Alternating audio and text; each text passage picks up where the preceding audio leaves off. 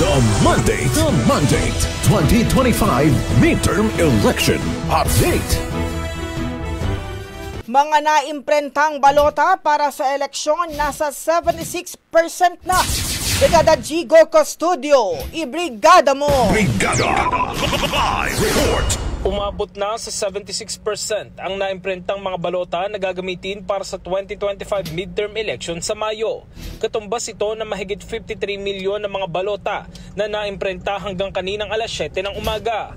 Ayon kay COMELEC Chairman George Erwin Garcia, target nilang matapos ang pag-imprenta ng mahigit 70 milyong balota sa Marso. Nasa 12.8 milyong balota naman ang naberipika na ng COMELEC. Ito ay upang masiguro na maayos na magagamit ang mga balota sa mga gagamiting automated counting machine.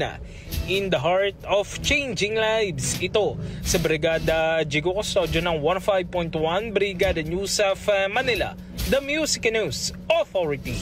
Ang bahaging ito ay hatid sa atin ng NutriCleanse Herbal Capsule. Linis tiyan, sexy tiyan.